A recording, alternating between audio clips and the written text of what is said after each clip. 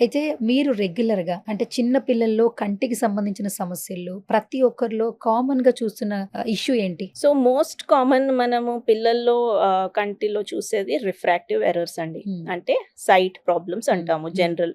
General పాపులేషన్‌లో. So, ఇది యూజువల్‌గా చూపు రిలేటెడ్ ప్రాబ్లమ్ అన్నమాట. పిల్లలకి యూజువల్లీ దగ్గర చూపు చాలా బాగా కనిపిస్తది. దూరం చూపులో ప్రాబ్లమ్ ఉంటది. సో, దానికి మనము గ్లాసెస్ గానీ, కాంటాక్ట్ లెన్స్ గానీ ఇచ్చేస్తే అది రెక్టిఫై అవుతుంది. అవి కాకుండా మనకి ఇన్ డెప్త్ పిల్లల్లో ప్రాబ్లమ్స్ ఏంటి అనేది తెలుసుకోవడానికి మనము మన ఐబాల్ లేయర్స్ తెలుసుకుంటే ఇన్ జనరల్ అది మనకి అర్థమవుతుంది. సో, కంట్లో మనకి భాగాలుంటాయి. సో, ఫ్రంట్ పార్ట్ అంటే యాంటీరియర్ పార్ట్ లో ఐ లాషెస్, ఐలిడ్స్, ఈ నల్లగుడ్డు భాగం ఉంటుంది. అది యాంటీరియర్ పార్ట్. మధ్యలో ఏమో మనకి లెన్స్ ట్రాన్స్పరెంట్ ఉంటుంది. వెనకాల రెటీనా అనే ఒక పరదా ఉంటుంది. పోస్టీరియర్ పార్ట్ అంటాం. సో, ఈ భాగాల్లో డిఫరెంట్ అబ్నార్మాలిటీస్ అంటే వ్యాధులు వస్తాయి.